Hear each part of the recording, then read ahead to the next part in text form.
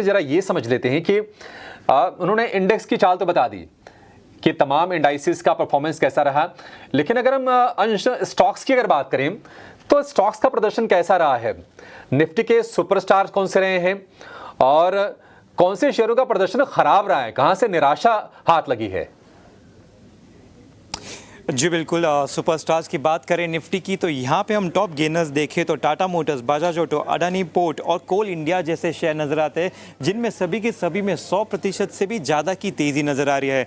यहीं अगर निराशा वाले स्टॉक, खराब वाले स्टॉक्स की बात करें तो हमें सिर्फ HUL और HDFC बैंक नज़र आते हैं, जो कि एक्चुअल में इतने भी ख़राब नहीं है, क्योंकि यहाँ पर लूजर्स देखें तो ये कुछ 10-14%, 10-12% की ही बिकवाली इसमें नज़र आ रही है। शायद 3-4 सेशन और होता तो ये भी शायद दोबारा हरे निशान में बनते हुए नज़र आ सकते थे। मार्केट कैप की भी बात कर लेते हैं।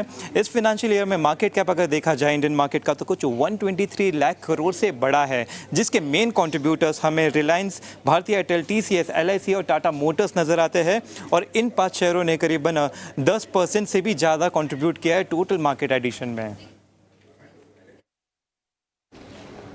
तो ये तमाम stocks Tata motors, Bajaj auto, Adani ports, coal India, ये सुपरस्टार साबित हुए हैं और ये सारे के सारे शेयर डबल हुए हैं। HUL, HDFC बैंक ने निराश किया है और मार्केट अप एडिशन की अगर बात करें तो उसमें आपको रिलायंस सबसे ऊपर दिखेगा और टाटा मोटर्स, भारतीय एयरटेल, TCS और LIC का भी उसमें नाम है। अविनाश जी, आपके पास आएंगे।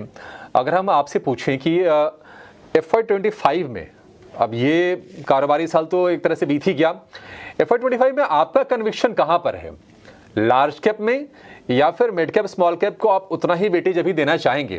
क्योंकि अभी जो फ्रॉड की बात हो रही थी, तमाम एक्सपर्ट्स का ये मानना है कि कुछ हद तक तो छट गया है, कुछ हद तक अभी भी है।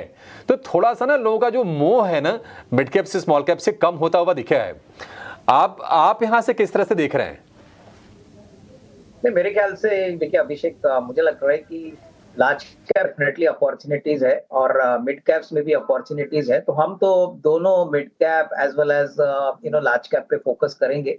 जैसे मैंने कहा, आपको बहुत सिलेक्टिव रहना है। देखिए मिड कैप में, स्मॉल कैप में अगर SME कंपनीज की भी बात करें तो यहाँ पे बिकवाली का प्रेशर वहां पे आ गया है जहाँ पे यूफोरिया ज्यादा था, वैल्यूएशंस बहुत एक्सपेंसिव थे और जहाँ पे सस्टेनेबिलिटी ऑफ अर्निंग्स बिल्कुल नहीं थी।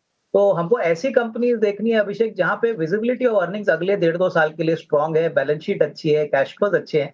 और लार्ज कैप में जैसे मुझे लग रहा है कि सारे लोग अभी एक्सपेक्ट कर रहे हैं कि लार्ज कैप काफी समय से अंडर परफॉर्म कर रहे हैं।